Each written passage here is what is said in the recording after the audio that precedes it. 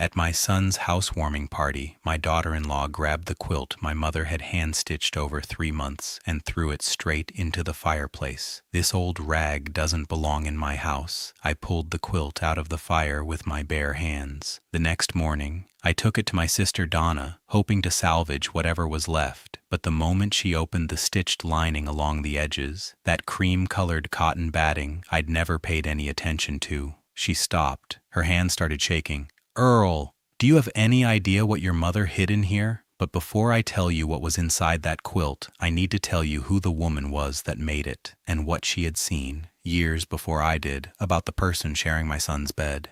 My name is Earl Sutton Briggs. I'm 53 years old. I was born in Harlan, Kentucky, and today I live in Lexington, in the Chevy Chase neighborhood, in a 2-bedroom house that smells like coffee at 6 in the morning, because that's the first thing I do when I wake up. I spent 27 years as a commercial airline pilot. First with Comair out of Cincinnati/Northern Kentucky, then with Delta Connection, then with Delta Mainline until I retired. These days, I instruct simulator training at Bluegrass Airport 3 days a week and tend my garden the other 2. I've got a persimmon tree I planted when I moved into this house that still hasn't produced anything worth eating, but it's growing. My mother taught me to make strong coffee and to never let a debt sit longer than a week. Her name was Mildred. She quilted, she sewed, she crocheted. She could work with any fabric, any thread. In the years when our family barely made it through the month, her hands kept us clothed and warm and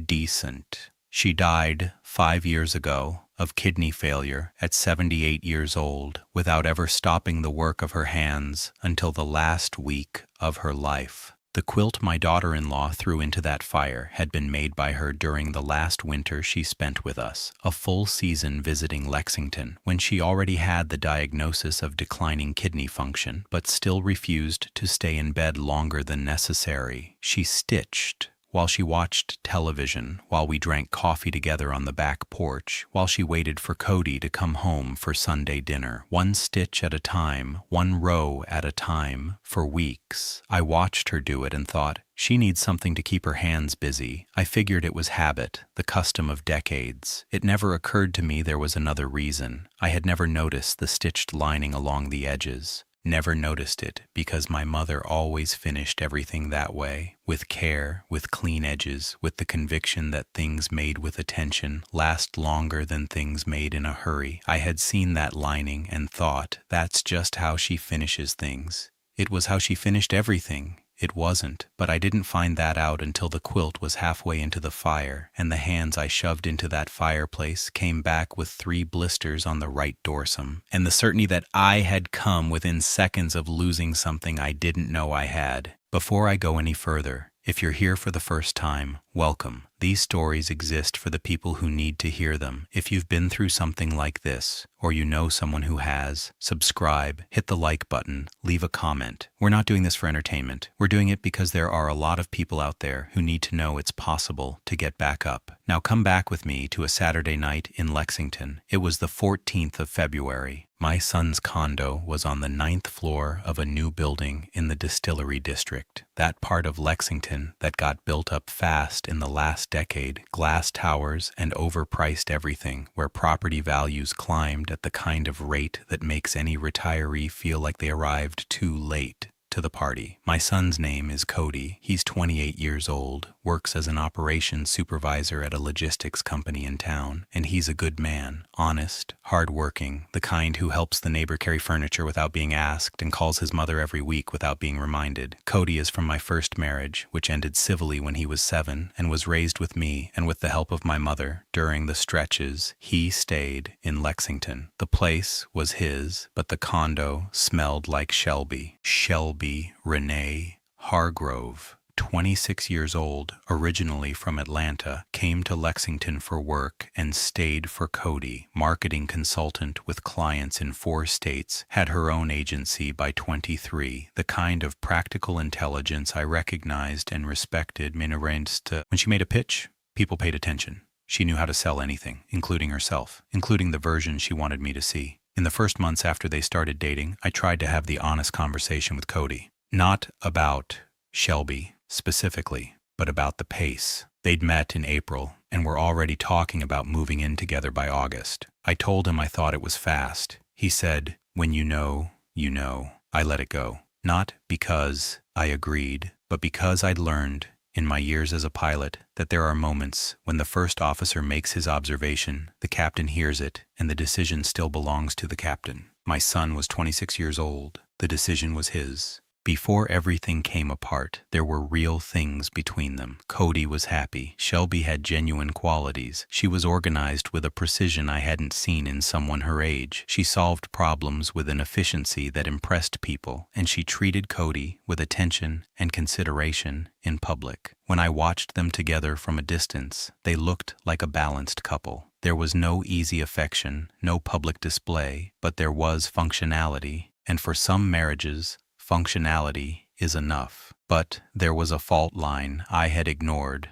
or maybe just never named. Shelby never had any interest in the family's history, not with malice, with that polished indifference of someone who treats other people's past as a social obligation to be discharged with the minimum. When my mother was alive and came to visit, Shelby was cordial, offered coffee, answered questions, but there was always a moment when she glanced at her watch with a small, nearly invisible gesture, and I knew her time had run out. My mother never said a word about it in front of me, but my mother saw things. The housewarming was a dinner for about 20 people, close family, friends of the couple, co-workers of Cody's. The condo was decorated in what Shelby called modern farmhouse, light wood, white fixtures, nothing that competed for attention, attractive, cold. I had arrived with a gift I'd thought about for weeks, my mother's quilt, which had been folded inside a plastic storage bag in my closet since I'd gone through her belongings. It was a double wedding ring pattern in blue and white with the cotton batting edging that was the signature of her finish work. Heavy, warm, the kind that covers you to the chin and you wake up not remembering having fallen asleep. I had wrapped it in brown craft paper and left it on the dining table with the other gifts. Shelby opened it after dinner. She pulled off the paper, held the quilt up briefly, ran her hand across the surface once, that uneven texture of hand-stitched work you feel in your fingertips, and said, in a voice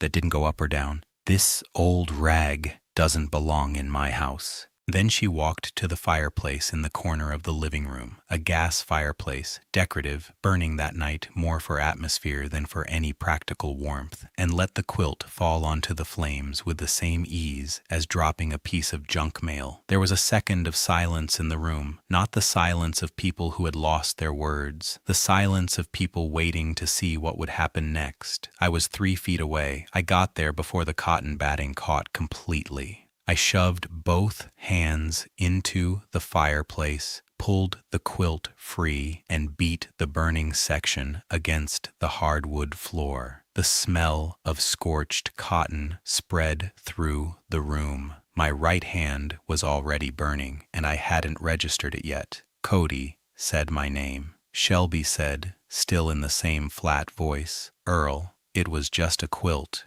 I folded what was left, tucked it under my arm, picked up my jacket from the chair where I'd left it, and said goodnight to the people nearest me. I spoke with Cody in the corner for 2 minutes, not about the quilt, about the condo, about how well it had come together. I didn't want that scene to be his last memory of the night. I left at 10:15, in the truck, with the quilt on the passenger seat and my right hand starting to throb. I sat in the parking garage for a time I couldn't measure. I looked up at the building, looked at the lights on the 9th floor, and I thought about something my mother had said once during a visit to Lexington while we were drinking coffee on the back porch. "That girl treats other people's things like they're in her way." She had said it in the same voice she used to say the weather was fine or the coffee was weak. Not as judgment, as observation. I had laughed at the time and changed the subject. Sitting in that parking garage, I stopped thinking it had been the talk of a mother-in-law with a jealousy problem. My mother never had a jealous day in her life. She had discernment, and I had chosen not to listen. The next morning, I took the quilt to my sister. Donna Briggs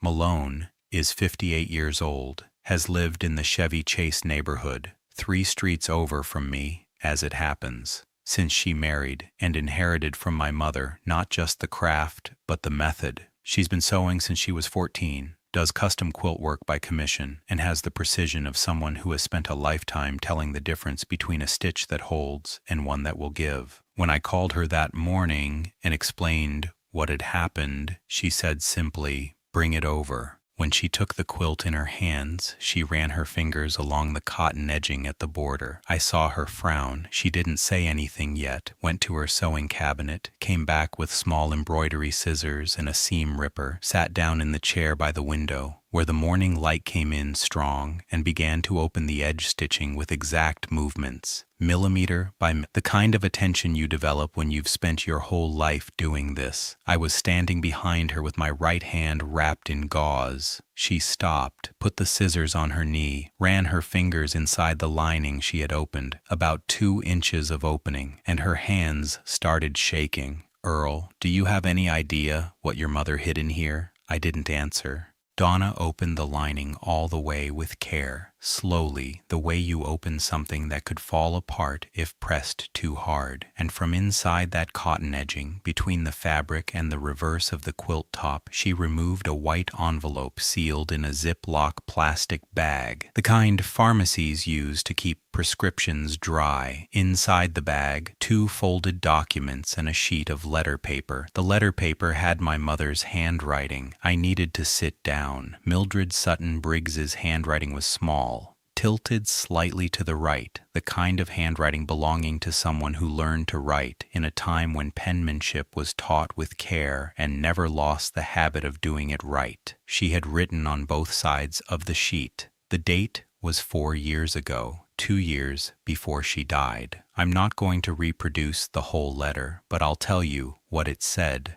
My mother had noticed during a visit to Lexington that Shelby was interested in the paperwork for the house in Harlan, the house where I grew up, which had been in her name after my father's death and which she had promised to leave to me and Donna in equal shares. The observation hadn't been direct. She'd made it through a question Shelby asked one afternoon while helping my mother fold laundry in the utility room, a task that in the entire history of their relationship had happened exactly once. Shelby had asked, with that easy naturalness of hers, whether the property in Harlan had its deed updated.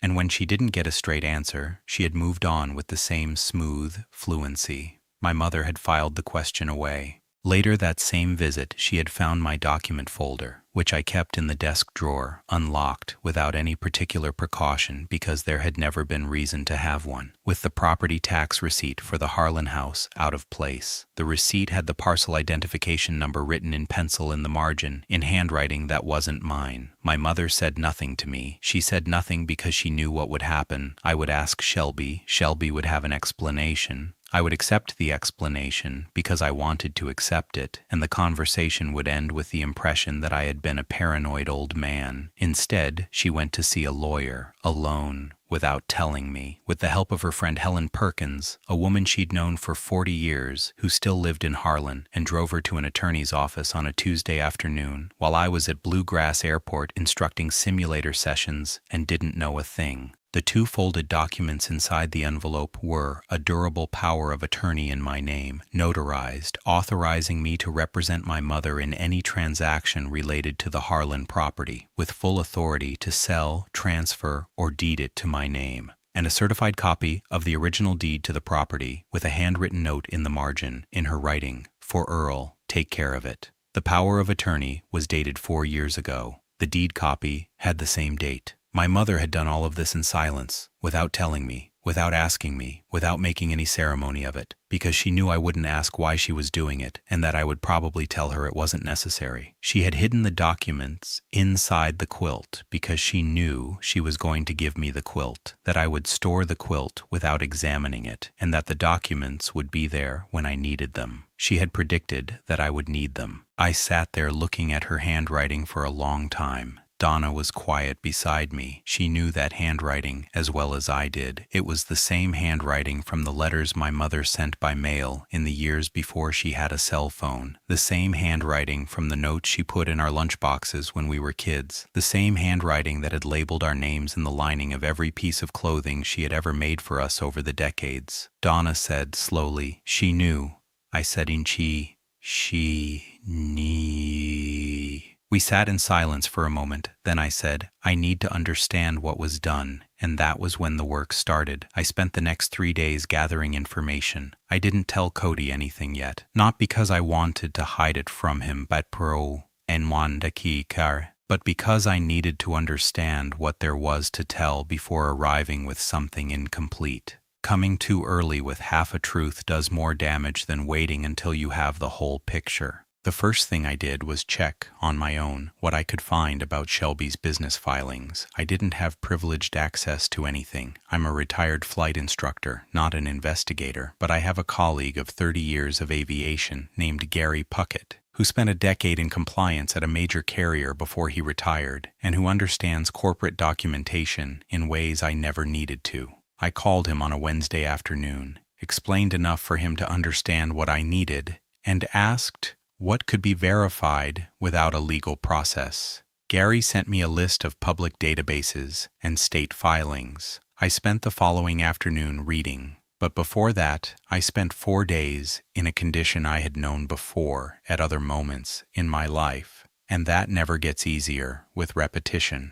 The condition of knowing something and not yet being able to do anything about it. During those 4 days, I kept my routine, drove out to Bluegrass Airport on Monday and Wednesday mornings, ran 3 pilot candidates through simulator sessions of 4 hours each, signed the performance reports, drank coffee in the break room, talked about nothing with the other instructors. On Wednesday evening, I stopped at the hardware store on Nicholasville Road and bought weather stripping for the back door, which I had been meaning to replace for 3 months. I installed it when I got home. The door sealed better. I went to bed. Thursday afternoon, I went to the grocery store and bought chicken, green beans, and a bag of peaches that were just past their peak, but that I bought anyway because they were on sale. I made dinner, washed the dishes, fed the neighbor's cat, which had started showing up at my back step sometime in September, and which I had been feeding without formally acknowledging that I was feeding it. Friday, Cody called to check in. We talked for about 15 minutes. He mentioned Shelby twice in passing, something about her being stretched thin with a new client, and I responded the way the situation required. It wasn't a lie, it was containment. There's a difference between lying and holding on to something you're not ready to deliver yet. I went to bed at 10:30. I stared at the ceiling for close to an hour before falling asleep. It wasn't anger keeping me awake. It was the specific clarity, the kind that has no mercy for the hour, of someone who had understood that a process had been in motion for longer than he had noticed, and who had walked past signals that now seemed obvious. The question about the deed, the visit to the desk, the receipt out of place. My mother had said nothing, and I had interpreted her silence as acceptance. It took me 4 days to understand that it wasn't acceptance. It was strategy. What I found was this. Shelby had opened an LLC in Kentucky during the 2nd year of her marriage to Cody. The business name was clean, something generic, nothing that called attention. The registration was current. There were 2 members, she as majority member with 85%, and Cody as minority member with 15. What made me stop was the stated purpose of the business. Among the listed activities, marketing consulting, communications, brand management, there was a line that didn't fit with the others. Management of owned and third-party real property. Cody was a member of a company that managed real estate. I asked Gary what that meant in a membership structure like that one. He said, "Depends what they listed as an asset. You need to see the full operating agreement." To access the full operating agreement, I would need to request the filing from the Kentucky Secretary of State. I did that the following afternoon. The document came through as a PDF 2 days later. In the operating agreement, in the capital contribution clauses, there was a line listing the assets contributed to the company, and in one of those lines, described in the dry technical language of legal writing, was the description of a property in Harlan County, Kentucky, with the parcel identification number that had been written in pencil in the margin of the property tax receipt. My mother's house, listed as an asset of a company Cody was a member of, without Cody knowing, without me knowing, and without the property ever having belonged to Shelby. I sat in front of my computer for a time I can't account for. The smell of scorched cotton was still lingering in the corner of my back porch where I had left what remained of the quilt to air out. I went to make coffee. I stood in the kitchen for about 20 minutes, holding the mug, not drinking. Then I called Gary and asked him directly if a piece of property was listed as a company asset without the owner signing any document, what does that constitute? He was quiet for a moment and said, "It constitutes several problems. The biggest one is that any company that secured credit using that asset as collateral has a guarantee that's worth nothing, and they're liable for that." I asked, "Did she secure credit?" He said, "That's when you need a lawyer, not me." I hired Marcus Webb the following week. Marcus Webb is 47 years old, practices out of an office on West Main Street in downtown Lexington, and was referred to me by a pilot colleague who had gone through a business dissolution years back and said, if there's a financial or corporate irregularity, he finds it. I went to his office on a Tuesday morning at 9 with the operating agreement, the deed copy, my mother's power of attorney, and the Secretary of State filing. He read through everything in silence, asked for 48 hours to verify the company's financial transactions through public records, and sent me a report by email 2 days later. The report was 6 pages. Summary of what was in those 6 pages. The company had executed 14 months prior a promissory note with a private investment firm based in Louisville. The amount of the note was $94,000. The collateral the company had offered for that transaction was the Harlan property, listed in the operating agreement as a company asset since formation. The transaction had been executed and the funds had been released. The money had entered the company account. Marcus had added a handwritten note at the bottom of the last page before scanning it. The collateral is invalid. The property was never owned by the company. The entire transaction is exposed. I read that line 3 times, then I called Donna. I told her it was worse than I had thought. She asked, "How much?" I said, $94,000. She was quiet for 2 seconds. Then she said, "Mama knew that woman was going to do something. She didn't know what, but she knew." I didn't respond. Donna said, "When are you going to tell Cody?" I said, "When I have everything on paper." It took another week to have everything on paper. The most important part of that week was a visit to the Harlan County Clerk's office to check whether there was any filing against the property's deed record. I went in person with the power of attorney and the certified deed copy. The clerk looked up the parcel number in the system and found what I needed to confirm. A title search request against the property had been submitted 6 months before the promissory note transaction on behalf of Shelby's company. The request had been rejected for a documentation deficiency. Shelby had attempted to validate the transaction using a chain of title that didn't match the recording jurisdiction for the Harlan property. She had made the mistake of someone who knows enough to construct the scheme, but not enough to construct it in the right details. My mother had recorded the power of attorney in the correct county, in Harlan, in the only recording office that mattered, and Shelby, attempting to validate a property that wasn't hers through the wrong county records, had built a transaction that never had legal standing, but had executed it anyway, with the confidence of someone who hadn't verified what she was taking for granted. I walked out of the courthouse, got into my truck, turned on the air conditioning because it was the kind of mid-afternoon in June that turns the steering wheel into a griddle, and sat there for a moment. I thought about my mother standing in line at the Harlan County Clerk's office at 74 years old, probably in her good church shoes, asking for a power of attorney recording and a certified deed copy in the name of a son who didn't know she was doing any of it. I thought about how long it had taken her to stitch that lining into the quilt. I thought about the care. None of those thoughts came with grief.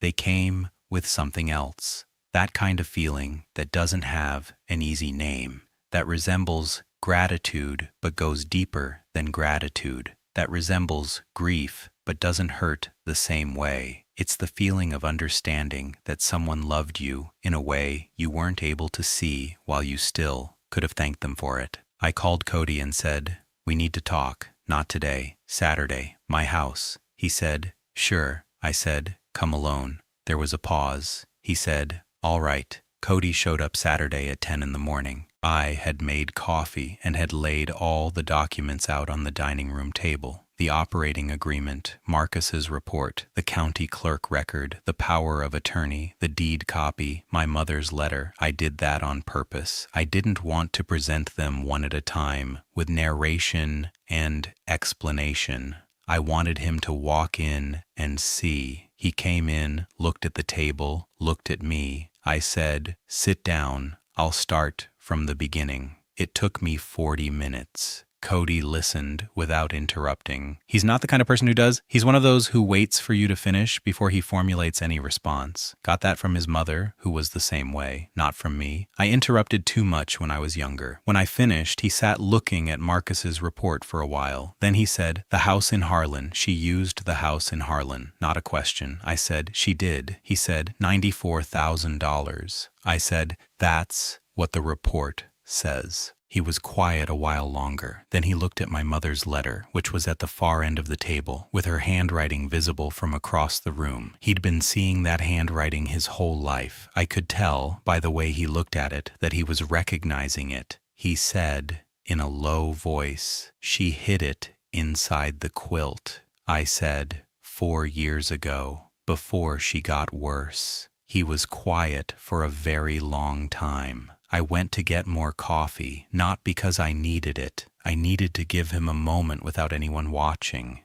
When I came back, he had my mother's letter in his hands, reading it. I didn't say anything. I let him finish. When he set the letter back down on the table, his face was closed in the way some men's faces close when they are processing something they don't want to show they're processing. It wasn't visible anger, it was containment. He said, "I need to get an attorney." I said, "I can refer you to Marcus, or you can find your own." He said, "I'd rather find my own." I said, "That's fine." He stood up, folded my mother's letter carefully, set it back on the table. Then he looked at me and said, "She never liked that quilt." I said, "No." He said, "From the beginning." It wasn't an observation about the quilt. It was an observation about everything that had come before the quilt. Every small gesture, every moment where he had noticed something and decided not to examine it because examining it was hard and the marriage was still functioning and there were other things to think about. He left at 11:40. From my front window I watched him get into his truck, sit for a moment, and pull out. I didn't call him that day. I knew he needed space to think. I sent a text at 9 that night. "Here, if you need me." He replied with a thanks. That was enough. I handled the paperwork in the days that followed. The first thing I did was formally deed the Harlan property into my name, using the power of attorney my mother had left, which was still within its valid period. It took 4 days and cost $640 in recording fees and attorney time. The house in Harlan, which had been in my mother's name, was transferred to my name cleanly and on record. Any future attempt to use it as an asset of any kind would run into an updated and unambiguous title record. The second thing was a meeting with Marcus to understand the full extent of the company's exposure. He had reviewed the investment firm's filings and confirmed the firm had received as collateral a property that did not belong to the company. With the collateral invalidated, the firm had the right to pursue the principal of the promissory note, $94,000, directly against the company without the property backing, and because the company didn't have sufficient assets to cover that amount without the supposed real estate collateral, Shelby, as majority member, was personally exposed.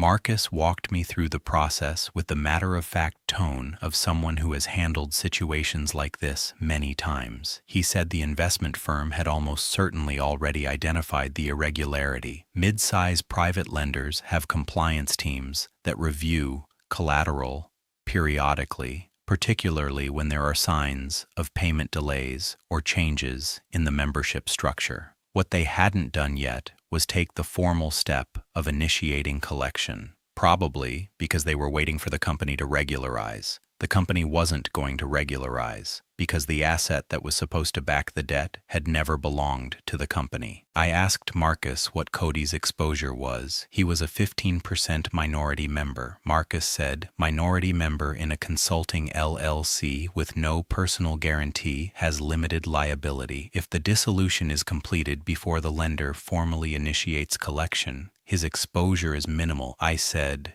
then the dissolution needs to happen fast. He said, it does. Cody's attorney handled the LLC dissolution. It took 3 weeks. Cody came out clean. Marcus said, the case will take time to resolve, but she's not walking away from this. I said, that's not what concerns me. He said, I know, but it's going to happen regardless. The third thing was a meeting with me, Cody, Marcus, and the attorney Cody had retained on his own. A woman who practiced family law out of an office near the University of Kentucky campus. The two attorneys talked more to each other than they did to us. That was a good sign. It meant the process was running on the right track. The confrontation with Shelby happened on a Sunday afternoon. Cody had asked me to be there, not for emotional support. He didn't need that, and we both knew it. But because the documents she would need to see had come through my hands, and he wanted me available to confirm whatever might need confirming.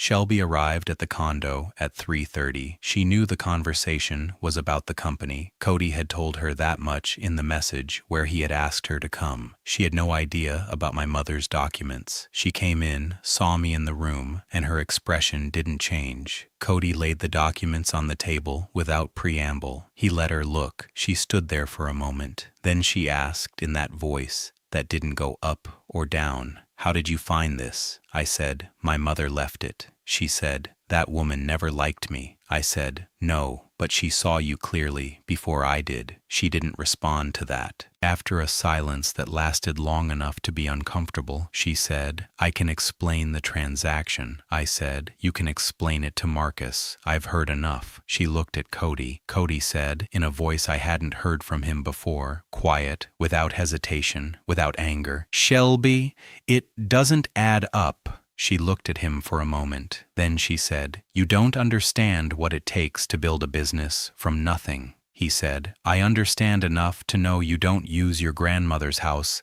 as collateral without asking. She didn't respond. She left the condo at 6:40. There was no shouting, no crying in the living room, no scene, just the door closing with a quiet, clean sound. The sound a door makes when the latch settles into place precisely, and the silence after. I went to the window and looked out over the distillery district for a moment. Then I told Cody I was going to get water from the kitchen and asked if he wanted some. He said yes. We stood in the kitchen for about 20 minutes, drinking water, not saying much. Sometimes there's nothing left to say that hasn't already been said. Sometimes presence is enough. I left at 7:20. In my truck, I've driven a black F-15 since I retired, because after 27 years of sitting in the cockpit, I like to feel the road under me. I put on a country station that plays old stuff at night. A Merle Haggard song came on that my mother used to sing in the kitchen when I was a boy. I can't remember the title. I just remember she sang it in tune. I drove down New Circle Road for a while without any particular destination.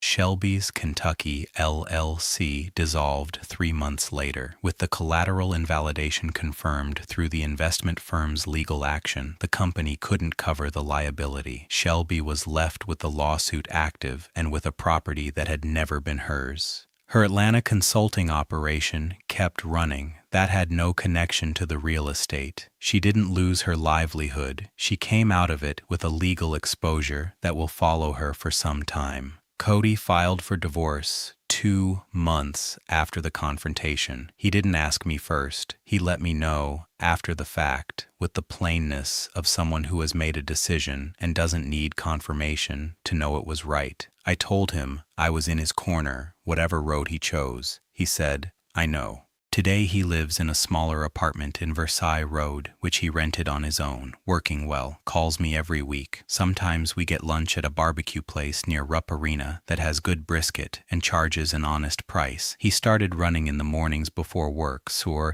he mentioned it in a text without any context, like it was a minor detail. But I know that habit. It's what the people in our family do when they're coming back to themselves. You start something new and small, early in the morning, before the world needs anything from you. Donna kept the quilt after she restored it. She restitched the lining with new thread, reinforced the scorched sections with batting she found in as close a match to the original as she could find. It didn't come back the same, but it came back whole. She put it on the bed in the guest room. She said that was where our mother slept when she came to visit. There is something I think about sometimes when I'm on the back porch with my coffee, watching the persimmon tree that still hasn't given me anything worth eating. My mother was a woman who never went anywhere, never flew, which carries its own irony, given that I was a commercial pilot for 27 years, didn't have a bank account until she was in her mid-60s, didn't understand corporations or LLCs or promissory notes or investment firms. What she understood was fabric and thread and stitch and people. She saw what Shelby was before any document, before any transaction, before any confrontation. She saw it on an afternoon visit, in a small gesture, in the way a woman checked her watch while an old woman was telling us, and she didn't say a word to anyone. She went to see a lawyer. She stitched the documents inside the quilt, and she waited. She didn't wait to see if I would need them. She knew I was going to need them. The distinction is subtle, but it matters. Someone who waits to see if something happens is passive. Someone who knows something is going to happen and quietly prepares the answer. That's something else. It's a kind of intelligence that doesn't appear on a resume and doesn't have a name most people use. It's just wisdom, the old kind. The kind you learn from living and getting things wrong for decades. And that ends up, finally, as a Tuesday afternoon in line at a county clerk's office at 74 years old, doing something your son won't understand for years. I carry that with me. I carry a second thing too. For a long time, I mistook silence for absence. When my mother didn't comment on Cody's marriage, I assumed she had decided to stay out of it. When she went along agreeably with Shelby's decisions, I assumed she had made her peace with the situation. When she didn't say what she was thinking, I assumed she wasn't thinking anything. I was wrong. She was thinking. She was acting. She was doing, quietly and by hand, everything within her reach to make sure her son had a way out when he needed one. What I learned is that a person's silence is not necessarily the measure of what they feel. The people who love you most are sometimes the ones who announce it the least, because they're too busy doing something about it. That goes beyond mothers. It applies in any relationship. How many times did you read someone's silence as indifference, and you were wrong? How many times did you want someone to say more, demonstrate more, show more, without realizing the demonstration was already happening, just in a language you hadn't yet learned to read? I've thought about this a great deal since that morning in Donna's living room. We live in a time that rewards people who announce themselves loudly, who post about their love, their loyalty, their integrity. We've started to equate volume with truth. If someone doesn't say it clearly and often, we start to wonder if they mean it at all. My mother never posted a thing in her life. She didn't have a Facebook page or an Instagram account. She had a Singer sewing machine, a box of thread in 40 colors, and a sense of people that was more accurate than anything I have ever seen built from data. And there's the other side. What Shelby's story also teaches, and this one is harder to face, is that intelligence without loyalty is a dangerous instrument. Shelby was smart, she genuinely was. The kind of smart that constructs an operation in layers, that thinks through the details, that anticipates objections. but that intelligence was in the service of an intention that had no room for the people around her. To her, people were pieces in an arrangement she was managing. My mother was a potential obstacle.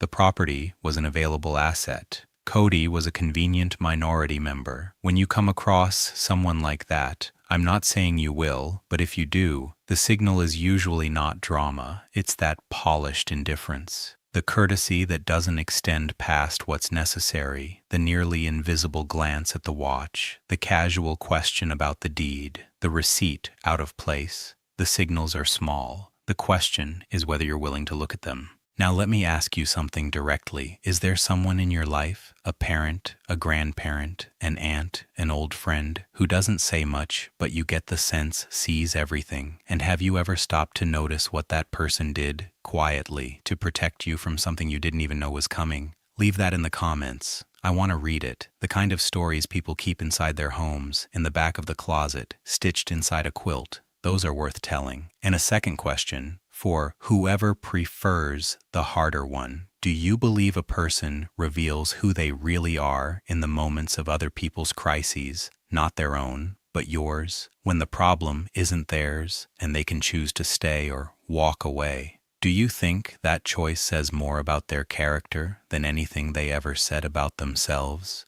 If this story landed somewhere in you, hit the like button. If you know someone going through something like this, someone who's discovering they were protected longer than they realized, or someone who's discovering the people around them were never really there, subscribe to the channel. Every week there's a new story, and they're all about the same thing at the bottom of it. What a man finds out he still has when he thinks he's lost everything. Until next time.